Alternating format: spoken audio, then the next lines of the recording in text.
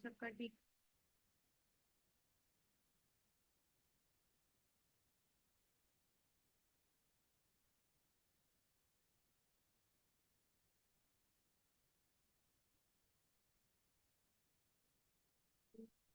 आवाज आ रही है? ठीक ठाक है आप सब लोग?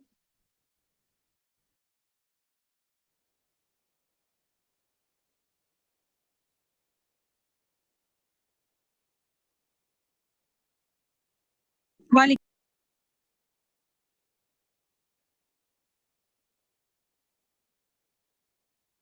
से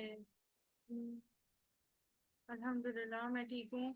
बाकी सब भी मुझे सुन रहे हैं या बस आप ही सुन रही हैं? जी। मेरी आवाज आ रही है बाकी सबको भी? आ रही है। ओके ओके, ठीक है, चलो सही है। ठीक है, अच्छा, सीवीएस फिजियो के लेक्चर्स में अपलोड नहीं कर पाई थी क्योंकि वो रिकॉर्डिंग का इशू आ रहा था, ठीक है। तो आज जब हम पैथो को डिस्कस करेंगे तो मैं कोशिश करूंगी कि फिजियो के टॉपिक्स भी कुछ रिपीट हो जाएं और आप लोगों के ताकि एमसीक्यूज इजीली सॉल्व हो जाए, ठीक है। तो क्योंकि आज डिस्कशन है। अच्छा, अभी ठीक है? अभी मुझे बताइएगा, मैं वैसे थोड़ा आहिस्ता बोल रही थी। अभी मुझे बताइएगा, अभी ठीक है? Okay fine. ठीक है, उसमें ये है कि आज हमारी डिस्कशन का टॉपिक होगा सीवीएस पैथो का, ठीक है। जितने भी टॉपिक्स हैं इसमें इंपॉर्टेंट उसको हम डिस्कस कर लेंगे। कल हम इंशाल्लाह इसके एमसीक्यूज करेंगे। तो हमारे पास एंड पे टाइम मिला तो हम सीवीएस फिजियो के भी टॉपिक्स जैसे ईसीजी हो गई, एक्शन पोटेंशियल हो गया, इस तरह की चीजें हम फिर दोबारा डिस्कस कर लेंगे, ठीक है।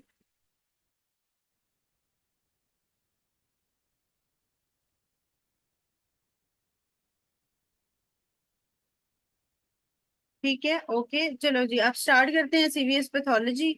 सीवीएस पैथोलॉजी में हमारे पास डिफरेंट चीजें हैं, जैसे कि साइनोसिस के अंदर हमारे पास अर्ली और लेट साइनोसिस, राइट और लेफ्ट शंटिंग के साथ जो डिजीजेज हैं वो आ जाती हैं।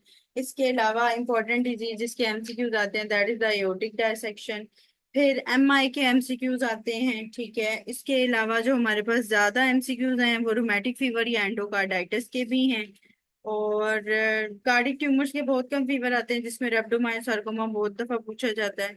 और इसके अलावा पेरिकार्डाइटिस के एमसीक्यूज आते हैं, ठीक है। और एंजाइना और पेरिकार्डाइटिस की पेन में फर्क का आता है। इसके अलावा जो हमारे पास वो है एओर्टिक स्टेनोसिस, माइटल स्टेनोसिस और मरमर्स हैं, ठीक है, वो आ जाते हैं, ठीक है। तो वो इन ये एमसीक्यू जो हैं वो आते हैं ज्यादातर। अब हम इनको एक एक करके डिस्कस कर लेते हैं, ठीक है। सबसे पहले हमारे पास है right to left shunting diseases, जिसके अंदर हम पढ़ते हैं ज्यादातर जो है वो 5 टीज की डिजीजेस, ठीक है। उसके अंदर जो है वो राइट टू लेफ्ट शंटिंग हो रही होती है, जो हार्ट बना होता है, ठीक है।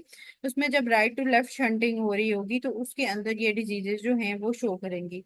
जो राइट टू लेफ्ट शंटिंग होती है, क्योंकि जब हार्ट बन रहा होता है तो नॉर्मली पहले भी राइट टू लेफ्ट शंटिंग ही हो रही होती है, ठीक है।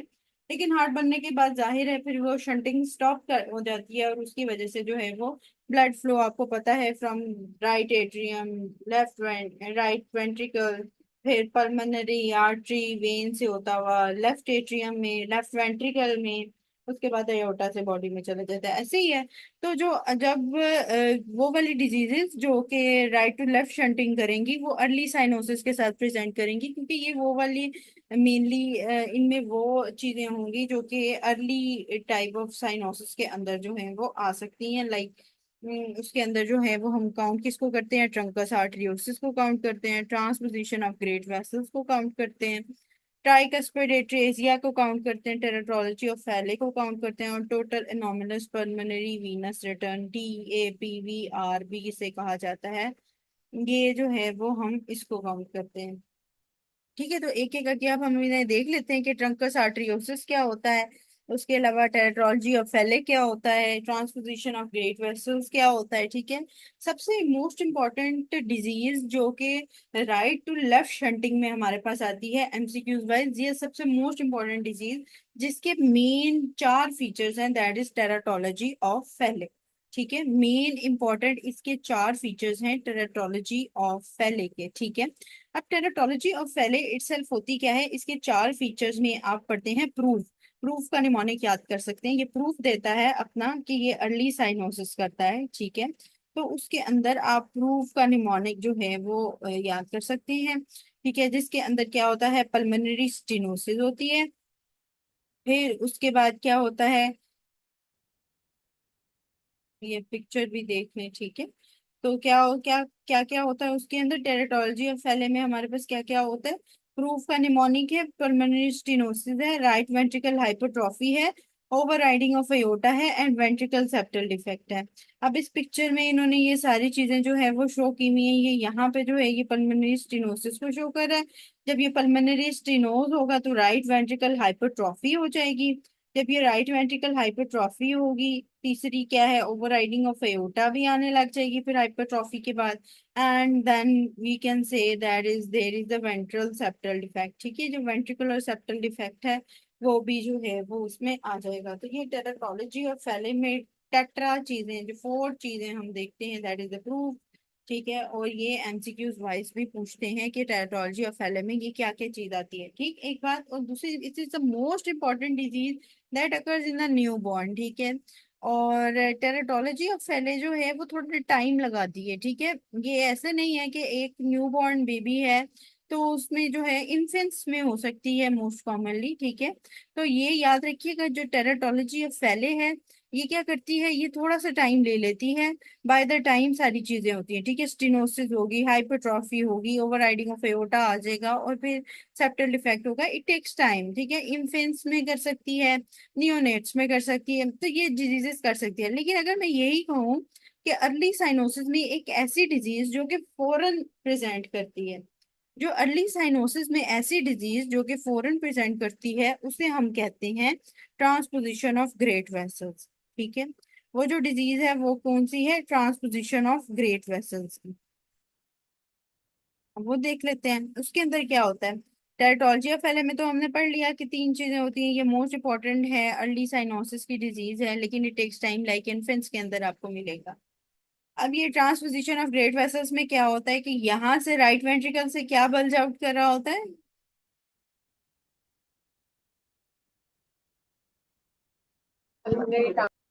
Pulmonary artery. ठीक है, ये निकल रही है मेन राइट वेंट्रिकल से जो जानी है। ठीक है, फिर एक आ जाता है लेफ्ट वेंट्रिकल। लेफ्ट वेंट्रिकल से क्या निकल रहा होता है, ये एओर्टा। ठीक है, ट्रांसपोजिशन ऑफ ग्रेट वेसल्स में क्या होता है कि राइट से एओर्टा निकलने लग जाता है और लेफ्ट से ये पल्मोनरी निकलने लग जाता है। तो इसकी वजह से जो है ये न्यू बॉर्न, जैसे ही बेबी बर्थ हुई है उसके बाद अगर साइनोसिस बहुत अर्लीस्ट साइनोसिस है तो उसके अंदर जो है ये ट्रांसपोजिशन ऑफ ग्रेट वेसल्स की डिजीज आ जाएगी। ठीक है, तो ये दो चीजें याद रखिएगा कि अगर मोस्ट इंपॉर्टेंट पूछे तो टेराटोलॉजी ऑफ फैले। ठीक है, नियोनेट्स इन्फेंट्स में पूछे तो टेराटोलॉजी ऑफ फैले।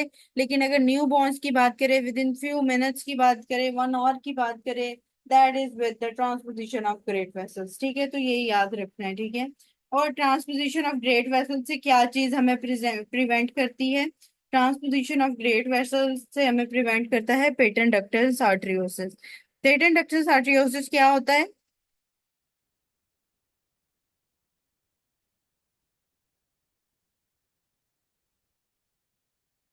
पेटेंट डक्टल आर्टरियोसिस क्या होता है। ओपनिंग होती है between two major blood vessels, जो क्लोज नहीं होती आफ्टर बर्थ पे। ठीक है, वैसे नॉर्मल है।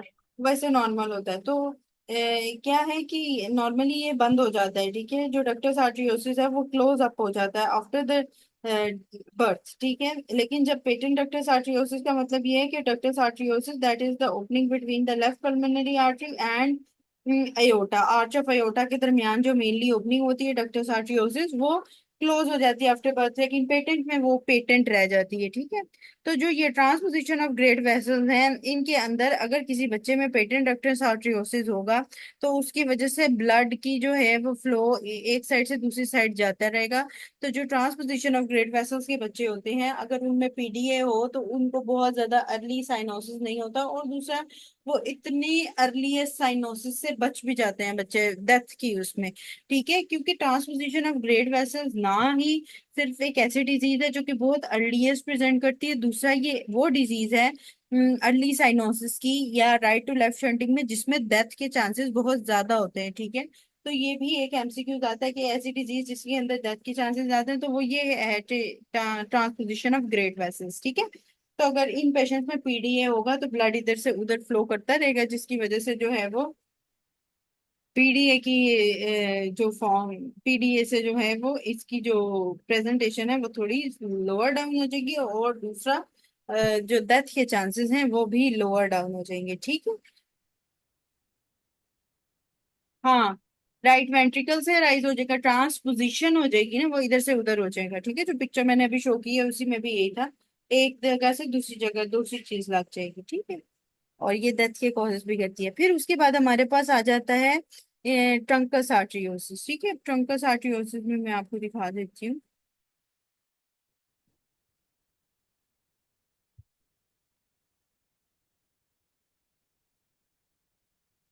सर्च कर लेते हैं,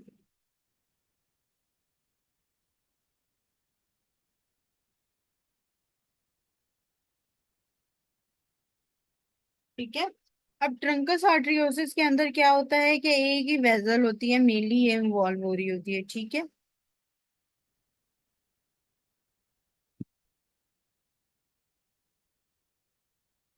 ठीक है, यहाँ पे अगर आप देख रहे हैं तो इसमें क्या होता है कि राइट वेंट्रिकल, ये लेफ्ट वेंट्रिकल में ये वेंट्रिकल सेप्टल डिफेक्ट दिखा रहा है, ठीक है। और एक ही सिंगल ट्रंकल वॉल्व है, ठीक है। ट्रंकस आर्टरियोसिस के अंदर क्या है, सिंगल वॉल है, एओर्टा और पल्मोनरी वॉल्व सिंगल है, ठीक है।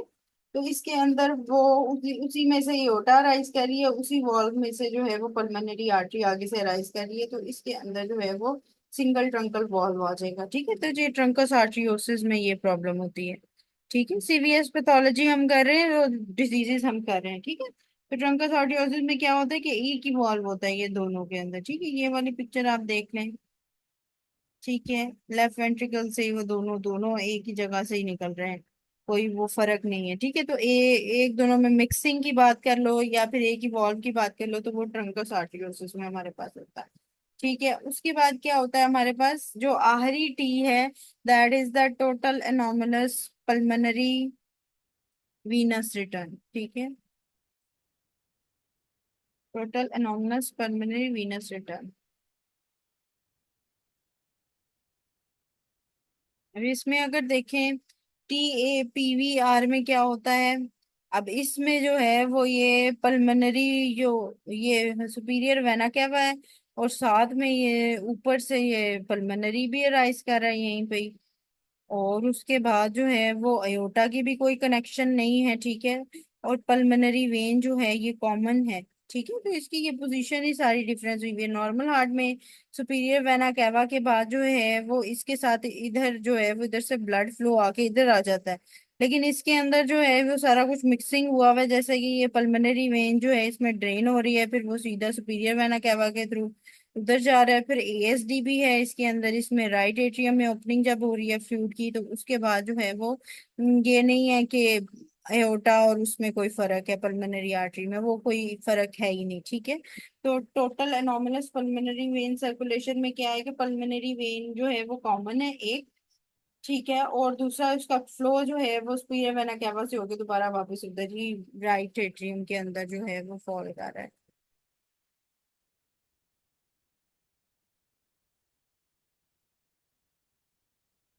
ठीक है।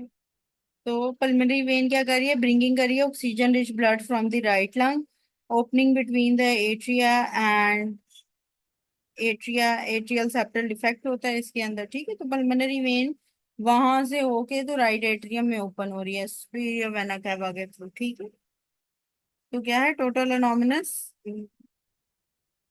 Pulmonary venous return. तो पल्मोनरी वेन मेनली कहाँ ड्रेन कर रही होती है, लेफ्ट एट्रियम में, ठीक है। तो ये वो उस पर जाके ड्रेन करने लगता है।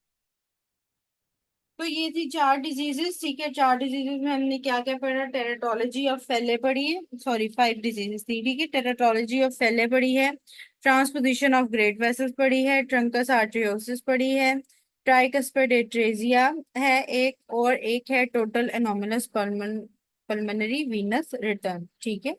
तो ये सारी जो है वो ट्राइकस्पिड एट्रेजिया में बाज दफा ट्राइकस्पिड जो वॉल्व है उसका प्रॉब्लम होता है, ठीक है। वो बना नहीं होता, ठीक है। मेनली यही प्रॉब्लम आ रहा होता है ट्राइकस्पिड एट्रेजिया के अंदर, ठीक है। तो ये वॉल्व का प्रॉब्लम आता है ट्राइकस्पिड एट्रेजिया में, ठीक।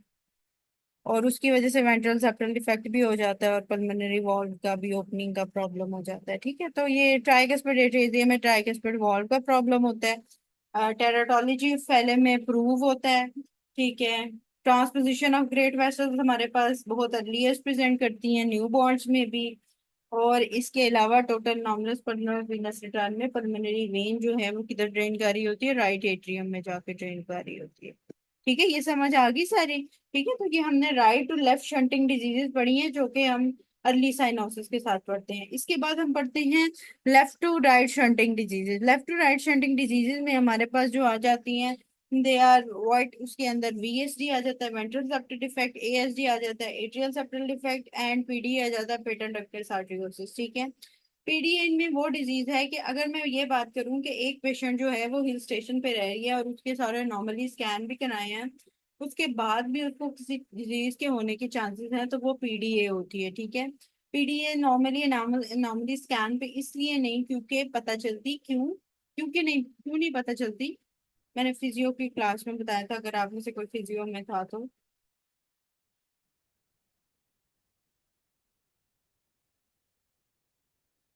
पीडीए ये तो क्यों नहीं। नॉर्मल होता है, ये at the time of birth present करती है। हाँ, very good very good very good, at the time of birth जो है ये प्रेजेंट करती है। नॉर्मली स्कैन में आपको नॉर्मली प्रॉब्लम्स नजर आएंगी, लाइक वीएसडी नजर आ सकती है, एएसडी तो नजर आ सकती है, जाहिर सी बात है। लेकिन क्योंकि PDA it's presented after birth, birth तक तो डक्टस आर्टेरियोसिस क्लोज ही नहीं होता, आफ्टर बर्थ जो है ये इमीडिएटली क्लोज हो जाता है। तो पीडीए की जो डिजीज है वो आपके पास अनोमली स्कैन के बावजूद भी हो सकती है। ठीक है, अनोमली स्कैन नॉर्मल आने के बावजूद भी पीडीए की डिजीज हो सकती है, उसके चांसेस फिर भी होते हैं। ठीक है, तो वीएसडी सबसे ज्यादा होती है, फिर एएसडी होती है और पीडीए होती है, जो कि ये साइनोटिक डिजीजेज में आती है और ये लेट साइनोटिक डिजीजेज में आती है। और लेट के एल से याद रख लें कि इसमें लेफ्ट टू राइट शंटिंग हो रही होती है। ठीक है, और इसके अलावा बाज दफा ये पूछते हैं कि टेराटोलॉजी और फैले में इनमें से कौन सी डिजीज आती है, तो आपको पता है कि टेराटोलॉजी और फैले में कौन सी आती है। वीएसटी। वीएसडी। ठीक है, वेरी गुड, वीएसडी। ठीक है, तो ये चीजें जो है वो बाज दफा एमसीक्यूज वाइज पूछते हैं।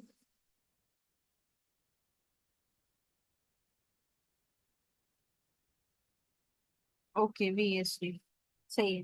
ठीक है, तो ये एमसीक्यूज इसी तरह ही आएंगे, हम जब आगे एमसीक्यूज डिस्कस करेंगे तो इंशाल्लाह ये भी हो जाएगा। फिर हमारे पास एक टॉपिक है, that is the arteriosclerosis and atherosclerosis. Easy to remember ये है कि आर्टेरियोसेक्लेरोसिस जो है वो स्मॉल आर्टरीज को और आर्टरियोल्स को अफेक्ट करती है। ठीक है, इसके अंदर सेक्लेरोसिस का मतलब है कि वो हार्डनिंग हो जाती है। ठीक है, और हार्डनिंग जब होती है तो जो हाइलीन इसमें टाइप होती है वो जो होती है वो हाइपरटेंशन के साथ रिलेटेड होती है या डायबिटीज के साथ, और जो हाइपर प्लास्टिक होती है वो मेनली सिवियर हाइपरटेंशन के साथ एसोसिएटेड होती है। हाइपर प्लास्टिक में याद रख लो कि ऊपर बहुत ज्यादा प्लास्टिक चढ़ा हुआ होता है, तो अनियन जैसे स्किन की, अनियन की लेयरिंग होती है स्किन की, वैसे ही अनियन स्किन जो अनियन स्किनिंग जो फीचर है वो भी हमारे पास हाइपर प्लास्टिक में होता है। ठीक है, तो हाइपर प्लास्टिक को कैसे याद कर लो कि हाइपर प्लास्टिक में अनियन स्किनिंग फीचर आता है, ये आर्टेरियोसेक्लेरोसिस की टाइप है जो कि स्वेयर हाइपरटेंशन में होती है, और लेयरिंग ऑफ अनियन जैसे होती है वैसे ही हाइपर प्लास्टिक होती है, एक के ऊपर एक सेल जो है वो अटैच हुआ हुआ होता है। ठीक है, तो उसके अंदर जो है वो आर्टीरियोसेक्लेरोसिस होती है जो स्मॉल आर्टरीज और आर्टरीज को अफेक्ट करती है। और अगर मैं इसी तरह ही बात करूं एथ्रोसेक्लेरोसिस की, तो उसके अंदर जो है वो मेनली हमारे पास मेजर जो बड़ी बड़ी आर्टरीज हैं वो इन्वॉल्व होती हैं। ठीक है, इसके अंदर एक निमोनिक आप याद कर लें, एलसी, कॉलेज से याद कर लें या जो भी, एलसी पीपल आर, ठीक है ये अपने पास बेशक लिख लें, LC people are daring in their circles. ठीक है, बस उनके अपने सर्कल्स में वो बहुत डेयरिंग होते हैं। ठीक है, जो उनके फ्रेंड का सर्कल है या जो भी। ठीक है, LC people are daring in their circle. ठीक है, एलसी से क्या है, एल से क्या है, लोअर एब्डोमिनल अयोटा। सबसे ज्यादा जो एथेरोस्क्लेरोसिस में हमारे पास अफेक्ट होती है, that is the lower abdominal aorta. फिर उसके बाद सी से क्या है, कोरोनरी आर्टरी। नेक्स्ट नंबर पे जो सबसे ज्यादा अफेक्ट होती है हमारे पास एथेरोस्क्लेरोसिस में, that is what, coronary artery. ठीक है, तो क्या है, एल सी पीपल है। ठीक है, एल से क्या हो गया, लोअर एब्डोमिनल अयोटा हो गया, सी से क्या हो गया, कोरोनरी आर्टरी हो गया। पीपल से क्या होगा, पीपल होगा पॉप्लीटियल। ठीक है, पीपल आर पॉप्लीटियल आर्टरी। ठीक है, तो तीसरे नंबर पे आती है जो अफेक्ट होती है, दैट इज द पॉप्लीटियल। ठीक है, पहले होगी एलो, lower abdominal aorta, L C people are, people are तक क्या हो गया, पॉप्लीटियल आर्टरी। ठीक है, डेयरिंग से क्या होगा, descending thoracic aorta, descending thoracic aorta. ठीक है, इन देयर सर्कल से क्या होगा, इन देयर सर्कल से क्या होगा, इंटरनल थोरैसिक अयोटा।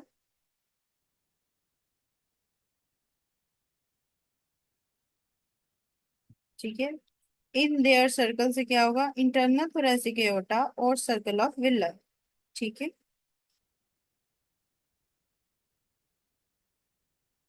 ओ sorry, internal carotid artery, thoracic aorta लिख रही हूँ, एक minute. Internal carotid artery and circle of Willis. ठीक है, तो क्या है, लोअर एब्डोमिनल एओर्टा से बात शुरू हुई, हार्ट पे आ गई। ठीक है, कोरोनरी आर्टरी की बात करने लग गया। ठीक है, उसके बाद पॉप्लीटियल आर्टरी फिर नीचे चला गया, डिसेंडिंग थोरैसिक अयोटा, और फिर इंटरनल कैरोटिड आर्टरी और सर्कल ऑफ विले ब्रेन में। ठीक है, तो क्या है कि LC people are daring in their circle, तो वो ये जो है वो सारा सीक्वेंस आपने याद रखना है फॉर एथरोस्क्लेरोसिस। एथरोस्क्लेरोसिस जो है वो आप देख रहे हैं कि जो मेजर वेजल्स हैं, आर्टरीज हैं, उनको इन्वॉल्व करी है, और आर्टेरियोस्क्लेरोसिस जो है वो स्मॉल आर्टरीज एंड आर्टरियोल्स को अफेक्ट करती है। ठीक है,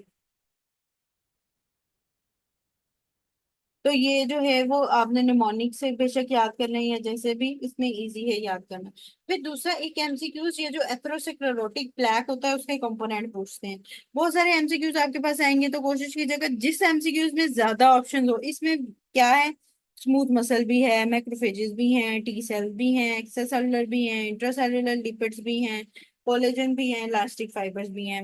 एसकेस में भी ये मल्टीपल टाइम आएगा एमसीक्यू कि एथेरोस्क्लेरोटिक प्लैक के कंटेंट क्या है उसमें, smooth muscle, elastic muscle, intracellular muscle, बाल दफा सिर्फ इतनी ऑप्शन लिखी होती है। बाजी का होता है smooth muscle, macrophages, elastic muscle, extracellular muscle. ठीक है, तो जो जिस ऑप्शन में ज्यादा सारी चीजें होंगी वो एथेरोस्क्लेरोटिक प्लैक का वो जो है वो कंटेंट होगा, उसके अंदर सारी चीजें आ जाती हैं, जैसे स्मूथ मसल्स भी, मैक्रोफेजेस भी, इलास्टिक टिश्यू भी, कोलेजन्स भी। ठीक है, तो तीन प्रिंसिपल कंटेंट हमारे पास मेनली आते हैं, जिसके अंदर हमारे पास सेल्स आएगा, एक्स्ट्रासेलुलर मैट्रिक्स आएगा और लिपिड्स आएंगे। ठीक है, तो ये चीजें तीन मेजर याद रखिएगा, उसके हिसाब से lipids, matrix, extracellular, intracellular, lipids और मैक्रोफेजेस और स्मूथ मसल्स को ऐड अप कर लीजिएगा। ठीक है, तो तीन मेजर कंपोनेंट है, और उसमें ओपन अप अगर हम करें तो वो आगे से उसकी एक दिखता है कि ये चीजें जो है वो एथेरोस्क्लेरोटिक प्लैक में इन्वॉल्व होती है। तो ये एमसीक्यूज आता है मल्टीपल टाइम। फिर उसके बाद हम बात करते हैं एओर्टिक डायसेक्शन की। एओर्टिक डायसेक्शन के अंदर क्या होता है कि जो एओर्टा होती है या जो आर्टरी होती है उसकी तीन लेयर होती है। क्या क्या होती है, इंटीमा, मीडिया एंड एडवेंटिशिया। अगर हम अंदर से बाहर की तरफ जाएंगे तो क्या क्या होगी,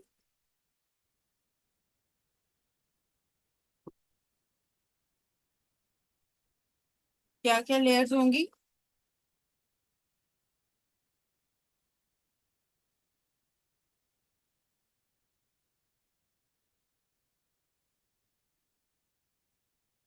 adventitia, media, intima.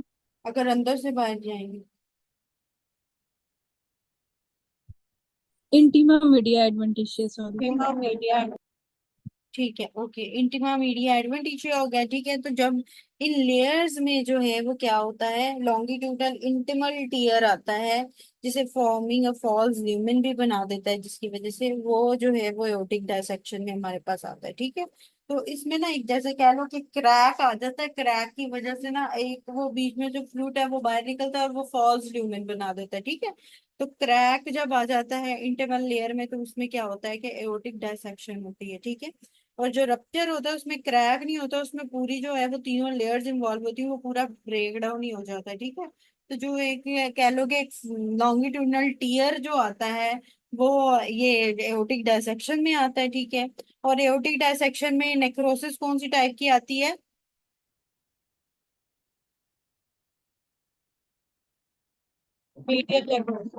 Medial necrosis. ठीक है, तो एओर्टिक डायसेक्शन में नेक्रोसिस का एमसीक्यूज आता है, मीडियल नेक्रोसिस आती है। फिर क्या होता है, ये जो दर्द होती है ना, ये टेयरिंग पेन होती है, ठीक है। Tearing pain, sudden onset chest pain radiating to back, और बीपी दोनों में फर्क आएगा, दोनों तरफ बीपी फर्क आएगा, ठीक है। अगर आपके पास ये ऑप्शंस आए कि एक ऐसी चेस्ट पेन है, ठीक है, वो आपके पास आया है patient, sudden onset of chest pain है, टेयरिंग चेस्ट पेन है, ठीक है, उसके अलावा ये पेन जो है वो बैक ऑफ द चेस्ट में जा रही है, और बीपी दोनों साइड पे बाजू के नॉर्मल नहीं है, अनइक्वल बीपी है, फिर मिडियाशनल वाइडनिंग की बात कर सकता है, ठीक है। तो ये सारी चीजें जो हैं वो हमारे पास किस तरफ आ जाती हैं, एओर्टिक डायसेक्शन की तरफ आ जाती हैं, ठीक है। लेकिन अगर इसी तरह ही वो बात करें कि एक पेशेंट है वो हमारे पास आया है शार्प पेन के साथ, जो कि इंस्पायरेशन पे भी एग्रवेट हो रही है, लेकिन सिटिंग अप और लीनिंग पोजीशन में जो है वो बेहतर हो रही है, ठीक है, और उसमें एसटी डिप्रेशन आ रहा है, ठीक है, डिप्रेशन, एसटी डिप्रेशन आ रहा है, बाज़ दफा ये भी लिखा जाता है। तो वो क्या होगा, वो पेरिकार्डाइटिस होगा, ठीक है। शार्प पेन होगी, शार्प चेस्ट पेन होगी, वेयरिंग एंड टेयरिंग पेन होगी, तो एओर्टिक डायसेक्शन होगा जो कि बैक पे जा रही है, बीपी फर्क है, मीडियाशनल वाइडनिंग है, ठीक है। तो ये सारी जो चीजें हैं वो किसके साथ है, एओर्टिक डायसेक्शन के साथ। लेकिन अगर इसी तरह ऑपोजिट में अब अगर बात करूं पेरिकार्डाइटिस की, तो pain aggravated by inspiration, pain on the front of the chest, pain is sharp and relieved by sitting position या leaning forward, जो रिलीव हो जाएगी, that is the pericarditis pain, ठीक है, और उसमें एसटी डिप्रेशन आता है।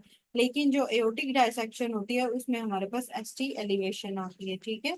तो ये दोनों डिफरेंस याद रखने हैं कि पेरिकार्डाइटिस का कब पूछ रहा है, और हमारे पास ये एओर्टिक डायसेक्शन का कब पूछ रहा है, ठीक है। फिर एओर्टिक डायसेक्शन के अंदर हमारे पास दो टाइप्स होती हैं, जो टाइप ए होती है उसमें सिर्फ असेंडिंग एओर्टा तक बात जाती है, और टाइप बी में जो है वो डिसेंडिंग एओर्टा होती है, ठीक है, स्टैनफोर्ड में अगर मैं बात करूँ, ठीक है। तो उसके अंदर ये याद रखना है। और इसके अंदर जो है वो सर्जरी होती है ए के अंदर, तो ए में असेंडिंग एओर्टा इन्वॉल्व होती है बस, और सर्जरी जो है वो उसमें करानी होती है उसमें, ठीक है। तो ये टाइप्स का तो नहीं पूछते हैं ज्यादातर, लेकिन आपको ये सिनेरियो से पता होना चाहिए कि जो सिनेरियो है शार्प पेन के साथ रेडिएटिंग टू द बैक है, वो हमारे पास कौन सी है, कौन किस चीज की पेन है वो, विदानी एओर्टिक डायस। एओर्टिक और अगर मैं शार्प पेन की बात करूं, that is relieved in sitting position या लीनिंग फॉरवर्ड, तो उसमें क्या है, पेरिकार्ड। पेरिकार्डाइटिस, ठीक है, ओके, वेरी गुड।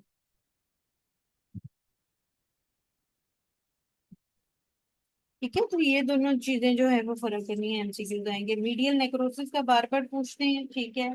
और बेली एनोरिज्म वगैरह जो है वो एओर्टिक डायसेक्शन के साथ एसोसिएटेड होते हैं, ठीक है, ये भी याद रखिएगा। दूसरा, मार्फन सिंड्रोम में एओर्टिक डायसेक्शन बहुत होता है, ठीक है।